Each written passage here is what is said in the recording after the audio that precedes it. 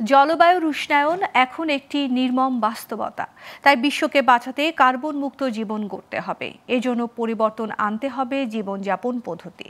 বিশ্ব জলবায়ু সম্মেলন COP29 বক্তব্যে এমন আহ্বান জানিয়েছেন প্রধান উপদেষ্টা ডক্টর মোহাম্মদ ইউনূস।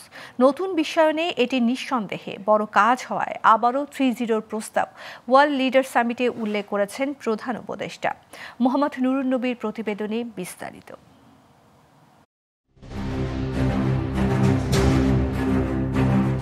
বন্যা, খরা, প্রাকৃতিক দুর্যোগ কিংবা বিশ্ব উষ্ণায়ন, কার্বন নিঃসরণ যার প্রধানতম কারণ। পরিবেশের ক্ষতি না করেও এর মাসুল গুনছে বাংলাদেশ, মালদ্বীপ, মার্শাল আইল্যান্ডের মতো তৃতীয় বিশ্বের দেশগুলো সহ কোটি কোটি মানুষ। ভোগ বিলাসে পণ্য তৈরির শিল্পায়নে পুরো ফায়দা উন্নত বিশ্ব নিলেও দায় নিচ্ছে না কেউই। আলোচনা, কথাবার্তা, প্রতিশ্রুতিও কম হয়নি।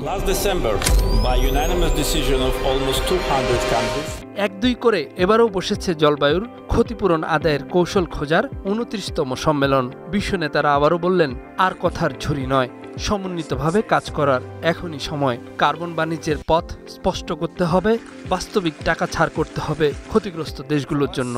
Climate change is not an abstraction. It is a force that erodes years of development gains. To achieving carbon neutrality by 2050, we want to work together and move forward in solidarity for a green world. একই মঞ্চে ক্ষতিগ্রস্ত দেশের নেতা হিসেবে বাংলাদেশের কথা তুলে ধরলেন প্রধান উপদেষ্টা। বললেন, নতুন প্রজন্মকে কার্বন মুক্ত নতুন এক জীবনের দিকে এগোতে হবে, যা শক্তি প্রয়োগ করে মোটেই নয়, হতে হবে স্বেচ্ছায়। In order to survive, we need to create another civilization, a counterculture which is based on a different lifestyle. It will be based on zero waste. It will limit consumption to essential needs, leaving no residual waste. This lifestyle will also be based on zero carbon. This will be an economy based primarily on zero personal profit. Young people will love that lifestyle as a matter of choice. Carbon নিঃসরণ, ভোগ্যপণ্যের ব্যবহার ও বেকারত্ব শূন্যে নিয়ে এসে সামাজিক ব্যবসার পথে হাঁটবার পরামর্শ দিলেন ডক্টর মোহাম্মদ ইউনূস। এমনকি জীবাশ্ম জ্বালানি থেকে সরে এসে নবায়নযোগ্য জ্বালানির বিশ্ব করার কথাও স্পষ্ট করলেন। Zero net carbon emissions, zero wealth concentration through building social businesses only, and zero unemployment by turning themselves into entrepreneurs. Each person will grow up as a 3-0 person and will remain a 3-0 person all his or her life.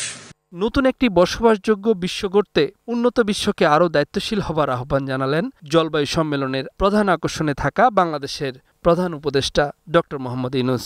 Our civilization is at a grave risk.